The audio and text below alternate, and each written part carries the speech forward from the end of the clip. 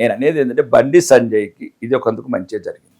ఒక సామాన్యుడు ఎదిగితే ఏ రకంగా శత్రువులు లక్షలాది మందిగా గూడు కట్టుకుంటారు, ఎట్లెట్లా పొగలు కక్కుతున్నారు, ఎట్లెట్లా చేస్తున్నారు. ఇది బండి సంజయ్కి చాలా మంచిది భవిష్యత్తులో. ఒకటి. రెండోది, ఇది ఓన్లీ ఫ్యామిలీ ఇష్యూ. ఇద్దరు ఫ్రెండ్స్ లాగా కలిసి తిన్నారు, కలిసి తిరిగారు. అది తల్లిదండ్రులకు సంబంధం కూడా కాదు, తల్లిదండ్రులతో కలిసి తిరిగారు. అంటే బండి సంజయ్ కూడా పోయిండా? అబ్బాయి ఒక్కడే కదా? అబ్బాయి అదే మీనింగ్ అంటే ఆ ఫ్యామిలీతోని, అమ్మాయి వాళ్ళ ఫ్యామిలీ అంటే వీళ్ళకి తెలిసి ఉంటుంది కదా. అంటే ఏదో అంటే బంధువులు కదా పోతున్నారు అనుకుంటారు. ఆల్మో అంటే సేమ్ కమ్యూనిటీ. నాకు అంత డెప్త్ గా తెలియదు. ఇప్పుడు ఇవన్నీ మీలాంటి వాళ్ళ దగ్గర వాళ్ళు ఇచ్చిన ఇన్ఫర్మేషన్స్. ఒక ఓవరాల్ గా ఒక అవగాహన ఉంది. ఇద్దరు అబ్బాయి అమ్మాయి ఫ్రెండ్స్ లాగా తిరిగారు. ఇప్పుడు ఇలా కొత్తది కాదు. పోయిన సంవత్సరం నుంచి మంచిగా శ్రీశైలం ఫోటోలు అత్త మామ ఆమె పిలుతున్న బాగి వీడియో, అంటే ఇట్లా మేనత్త కదా పిలిచినట్టు పిలుతున్నది, బాగి వీడియో తీస్తున్నావా అని. మేము గవర్నమెంట్ ఏదో చూస్తున్నాం అవన్నీ. అంటే ఏదో పాపం పిల్లగాండ్రు చిన్న యంగేజ్ లో క్రష్ ఉంటుంది. తర్వాత అనుకుంటారు 25 ఏళ్ళ పిల్లగాడు చిన్న పిల్లగాడు అని బీఆర్ఎస్ పార్టీ చిన్న పిల్లగాడు మేము అంటలేమే, టీనేజ్ అంటున్నాం. మరి 40 ఏళ్ళు కేటీఆర్ లెక్క. ఇక మళ్ళీ ఎటో పోతుంది కాబట్టి మళ్ళీ. ఇప్పుడు ఇదే రేవంత్ రెడ్డి రకుల్ రావు అన్నాడు, మరి అప్పుడు సప్పుడు చేయలేదు వాడు. ఏం సార్ అసలు రకుల్ రావు అంటే?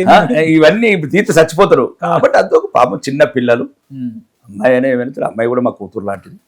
అమ్మాయి కూడా అన్యాయం జరగదు. బాధితురాల దగ్గర ఒక పేరు బీజేపీ పార్టీ పోయి పోతాం.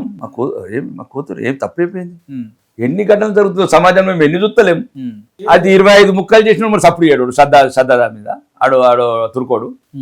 25 తుకుడాలు చేసి ఫ్రిడ్జ్ లో పెడితే ఏ ఒక్క నాకు సప్పుడు చేయడు, ఏ ఒక్క నాకు రాడు.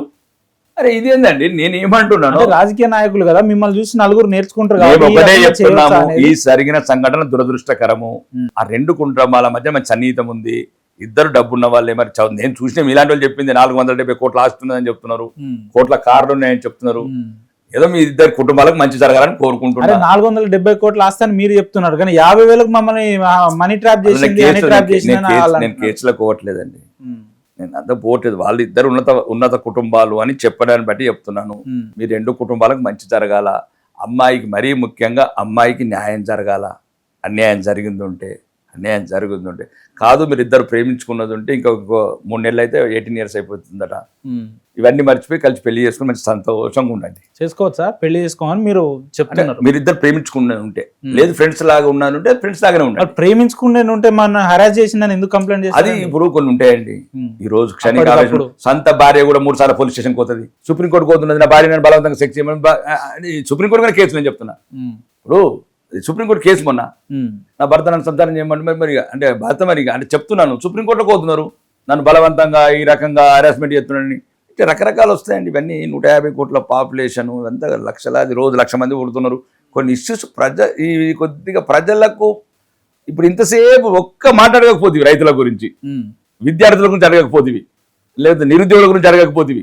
అవన్నీ మీకు గుర్తు? నేను అనేది ఇప్పుడు మొత్తం ఇప్పుడు గంట సేపట్లో రాలేదా? విద్యార్థులు వచ్చారు, రైతులు వచ్చారు. 2 కుటుంబాల మధ్యన జరిగిన ఒక చిన్న గొడవ నా దృష్టిలో ఇది క్లియర్ గా చెప్తున్నాను. ఈ 2 కుటుంబాలకు మంచి జరగాల. ఎట్లయితే ఇంతకు ముందు ఇద్దరు అబ్బాయి అమ్మాయి కలిసి తిరిగారు ఫ్రెండ్స్ లాగా, అట్లనే మంచిగా ఉండండి, జీవితాంతం ఫ్రెండ్స్ లాగా ఉండండి. ఒకవేళ మీరు ఇద్దరు ప్రేమించుకున్నది ఉంటే పెళ్లి చేసుకోండి. మీరు ఈ స్టేట్మెంట్ ఇస్తే మాత్రం మిమ్మల్ని కామెంట్లలో ఒకవేళ అంటే మరి గోరుముద్దలు నేను తినిపించినట్లు బాగి రా వీడియో తిస్తున్నా నేనన్నా. అరే మీరు తప్పు లేదు అంటున్నా. అవును, కుటుంబాలల్లో ఏమవుతుందండి? సన్నిహిత కుటుంబాలు పరిచయం లేకపోతే ఎవరినంటే వాళ్ళని తీసుకొని పోతారా జాతరలకు? కూతురుతో అల్లుడైనా తీసుకుపోవచ్చు కదా, ఫ్యామిలీకి సంబంధించిన 3 సార్లు అఘాయిత్యం చేసిందట ఆల్కహాల్. అది వేరే విషయం. అఘాయిత్యం చేస్తే అప్పుడే చెప్పాల్సింది మొదటిసారి. ఇప్పుడు సంవత్సరం తర్వాత అఘాయిత్యం చేసినట్టు ఏంటండి? కొద్దిగా ఆలోచించండి. దానికి దయచేసి ఎవరు మరి దీని వెనక ఎవరు ఉన్నారంటే ఒక్కటి మాత్రమే ఒకటే మాట్లాడలేను, ఆ అమ్మాయి న్యాయం జరగాలి. ఒకవేళ అన్యాయం ఎట్లా జరుగుతుంది చెప్పండి. స్టేషన్లలో ఎప్పుడెప్పుడు న్యాయం జరగలేదు ఇంతవరకు. ఫోక్సో కేసు 99% జరగలేదు. ఇంట్లో అట్లాంటిది ఫోక్సో కేసు ఇంతలాగా కనిపించట్లేదు. ఒకటి. రెండోది, అన్నిటికన్నా ముఖ్యం, ఆ 2 కుటుంబాల మధ్య మంచి సన్నిహిత సంబంధం. ఎట్లా బెడ్చుకుంటున్నాయి. దానికి ఉదాహరణ అంతా అబ్బాయి అమ్మాయి కలిసి తిరిగారు, ఫ్రెండ్స్ గానే తిరిగారు. నేను ప్రేమికులుగా అంటలేను. ఫ్రెండ్స్ అయినా ప్రేమికులైనా తప్పులేదు. ఈ రోజు కుటుంబ సభ్యులు, ఫ్రెండ్స్, ప్రేమికులు 3 ఏదైనా తప్పులేదు. కుటుంబ సభ్యులు తప్పేముంది? ఇప్పుడు మా ఇంట్లో కూడా వస్తారు చాలామంది. మా పాప ఫ్రెండ్స్ వస్తారు, మా బాబు ఫ్రెండ్స్ వస్తారు, కలిసి ఏమంటారు రెస్టారెంట్స్కి పోతారు, కెఫేస్కి పోతారు. తప్పేముంది? రెస్టారెంట్ కానీ తింటారు, బర్త్డే సెలబ్రేట్ చేసుకుంటారు. ఇక ప్రతి సంబంధాన్ని ఈ రకంగా చూస్తే ప్రపంచం అనేది చేయలేదు. ఒక్కటికి మాత్రం నిజం, వాళ్ళు బెస్ట్ ఫ్రెండ్స్ ఇద్దరు. వాళ్ళ ఫొటోస్ కావచ్చు, వాళ్ళ 2 years నుంచో మరి ఎప్పటి నుంచో వాళ్ళకున్న ఫ్రెండ్షిప్స్ కావచ్చు, ఇన్ఫర్మేషన్ బాగా గ్యాదర్ చేసుకోరు మీరు. నీలాంటి వాళ్ళు చెప్పిన వాళ్ళు చెప్పిన ఫొటోస్ పంపించడం. ఎందుకంటే మరి మాట్లాడే ముందు మరి ఎట్లా మీరు అడిగే ప్రశ్నలు కాబట్టి మమ్మల్ని ఏమైనా ప్రజలకు సంబంధించి అడగరు, దేశాన్ని అభివృద్ధి గురించి అడగరు.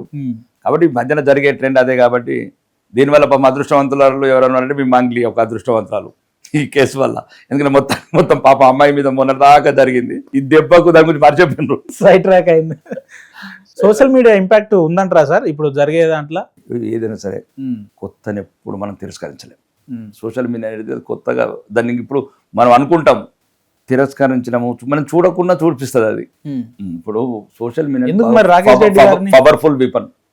సోషల్ మీడియా మీరు ఆ వెపన్ బాగా వాడుకుంటున్నారు. నేను అసలుకే వాడుకోను. నీకు ఇంటర్వ్యూ చేయడానికి కారణం ఏంది? నన్ను ఎలక్షన్ ముందు ఇంటర్వ్యూ చేసినావని. ఇప్పుడు ఆల్రెడీ ఇంకా 50 ఛానల్ ఇంటర్వ్యూ ఉన్నారు. ఆ కృతజ్ఞత బాగుంది మీ దగ్గర పక్క. ఎందుకు సార్ ఎమ్మెల్యే అయిపోయినా వీని ఫోన్ ఎందుకు లేపాలి? వీళ్ళందరి ఫోన్ లేవడతా, నా శత్రువుల ఫోన్ కూడా లేవడతా. అందరు లేపుతున్నారు, మీడియా వల్ల మాలాంటి వ్యక్తులు లేపుతున్నారు, బానే ఉంది. కానీ మీ కార్యకర్తలు ఫోన్ లేపుతలేదు. ఆర్మూర్ నియోజకవర్గం జర బాధపడుతున్నారు. ఏం బాధపడరు. మీ ఇంటర్వ్యూకి వస్తున్నా అని మన పాత మిత్రులకు ఫోన్ చేస్తే జర ఎమ్మెల్యే సాబ్ కి చెప్పు, మా ఫోన్ లేపుతలేడు, ఆయన రూపాయి తింటలేడు, మమ్మల్ని రూపాయి వచ్చేటట్టు చేస్తలేడు ఇదైతే అంటున్నా. ఆన్ ది రికార్డ్ చెప్తారు. పాపం అట్లేం లేదు కానీ చెప్తున్నాడు అవినీతి చేయడానికి. అవినీతి న్యాయంగానే 100 రూట్లు ఉన్న తర్వాత అవినీతి ఎందుకని నేను అంటున్నా. సంపాదించుకున్న ప్రతి ఒక్కరు అవినీతి కాదు కదా ప్రపంచంలో. న్యాయమైన విధానం కానీ మా ఒకటే చెప్పగలుగుతున్నాను, ఆర్మూర్ నియోజకవర్గం మాత్రం భారతీయ జనతా పార్టీ కార్యకర్తలని డైమండ్స్. 90% సామాన్యులు, దేశభక్తులు. మరి ఆ డైమండ్స్ వేరే అకౌంట్స్ లో పోకుండా కాపాడుకోండి. అది ఒకటండి. భారత ప్రజాస్వామ్యంలో ఎవరి స్వేచ్ఛను వాడికి ఇవ్వాలి. ప్రజలను కొనలేము. ఒకసారి 3 నెలలనే 30,000 ఓట్లతో గెలిపించాను నన్ను. ఈ రుణం తీసుకోవడానికి ఈ జన్మంతా సరిపోతుంది నాకు. కాబట్టి ప్రజల మీద కార్యకర్తల రుణం అయితే ఎప్పటికీ తీసుకోను. ఈరోజు నా విజయం మొత్తం బీజేపీ కార్యకర్తలే. ఎందుకని బీజేపీ కార్యకర్తలు కావచ్చు, ఆ ప్రజలు కావచ్చు. నన్ను 3 నెలల గాఢంగానే మీరు ఎక్కడ కూడా ఈరోజు తెలంగాణ వ్యాప్తంగా ఒక ఫైర్ బ్రాండ్ డైనామిక్ ఎమ్మెల్యే అనే పేరు తెచ్చుకున్న తప్ప ఎక్కడ కూడా ఒక అవినీతి కానీ, ఒక చిన్న చెడ్డ పని కానీ, లేకపోతే ఇంకా అహంకారం కానీ, అరాచకం కానీ, అవినీతి కానీ ఎక్కడ కూడా చేయలేదు. ఆర్మూరు ప్రజలు ఎప్పుడు శిరస్సు ఎత్తుకునేలానే ప్రవర్తిస్తున్నారు.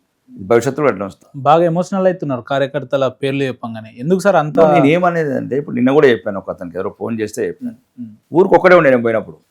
అంటే అక్కడ ఉన్న ఒక అరాచక భయంకరమైన పరిస్థితులలో మీ విలేకరులు కూడా ఇంటర్వ్యూ తీసుకోలేదు అంత భయపడి. నువ్వేదో హైదరాబాద్కి వెళ్ళి మహేందర్ పొలాడు తెలిసినా కాబట్టి పంపించిండు, అదే సాహసం చేసి. నువ్వు కూడా బంజారా బిడ్డవు కాబట్టి కొద్ది బ్లడ్ లోనే భయం లేదు కాబట్టి ఆ మైకి వాటి నువ్వు నాకు పుట్టుకతోనే భయం లేదు కాబట్టి స్వేచ్ఛగా మాట్లాడి. నేననేది కార్యకర్త చెప్తున్నా కదా. బిసపల్లిలో భాను అని ఉంటాడు, ఇప్పుడు వీళ్ళు ఉంటాడు. ఒక చిన్న ఊర్లో గగ్గుపల్లిలో అజిత్ అని, కోమన్పల్లిలో శ్రీనివాస్ అని ఉంటాడు, కోమన్పల్లి. అక్కడ ఒక్కడే ఆ ఊర్లల్లా ఒక్కొక్కరిని పట్టుకొని సైన్యం తయారు చేసిన నేను 3 నెలల్లో. కాబట్టి ఈరోజు ఓవరాల్గా నేను ఒక్క మాత్రం సంతృప్తిగా ఉన్నా. దయచేసి ప్రజలకు మాత్రం ఓపెన్గా చెప్తున్నాను, మీరు ఒక్కసారి నేను రాకముందు ఆర్మూర్ పరిస్థితి గమనించండి. ఒకటే, మీకేమి ఇచ్చినా ఇవ్వకుండా స్వేచ్ఛను మాత్రం ఇచ్చిన. స్వాతంత్రం వచ్చినప్పుడు మీరు పుట్టలేదు, స్వాతంత్రం విలువ మీకు తెలియదు. చరిత్ర. కానీ 2023 డిసెంబర్ 3 కన్నా ముందు మీరు ఎంత గజగజలాడినరు ఊరుకు. ఒకవేళ నేను గెలకపోతే మీరు ఎంతమంది చస్తామనుకుని భయపడ్డరు, ఎంతమంది ఆడవాళ్ళు భయపడ్డరు, ఎంతమంది మమ్మల్ని ఉంచుతారని భయపడ్డరు. దయచేసి మీకు మనస్ఫూర్తి బహిరంగంగా చెప్తాను. 90 ప్రజలను అడగండి, ఈ ప్రశ్నకు సమాధానం మన హృదయంకులే రావాలి. ఎవడో వాడు వీడి గురించి మాట్లాడేది అవసరం లేదు. కానీ మాత్రం నా 90 గ్రామాల ప్రజలకు ఈరోజు స్వేచ్ఛ, పరిపూర్ణమైన స్వేచ్ఛ ఇచ్చిన. పార్టీలకు అతీతంగా, కులాలకు అతీతంగా అందరూ ఒకటే అనే భావన, స్వేచ్ఛగా బతుకుతున్నారు, స్వేచ్ఛగా మాట్లాడుకుంటున్నారు. అభివృద్ధి అనేది నేను చెప్తున్నాను. ప్రతిపక్ష నాయకుడిగా మీరు పోసిన ఆయుష్ ఎమ్మెల్యేగా ఈరోజు తెలంగాణ అంతా గర్వపడుతున్నది ఇట్లాంటి ఎమ్మెల్యేని పంపినందుకు. రాజకీయ భవిష్యత్తు ప్రజలు నిర్ణయించని, దేవుడు నిర్ణయించని. కానీ నిన్నడు కూడా గిరిగీసి కొట్లాడుతున్న ముఖ్యమంత్రితో కావచ్చు, ప్రభుత్వంతో కావచ్చు, అభివృద్ధి విషయం అందులో అయితే కాంప్రమైజ్ లేదు.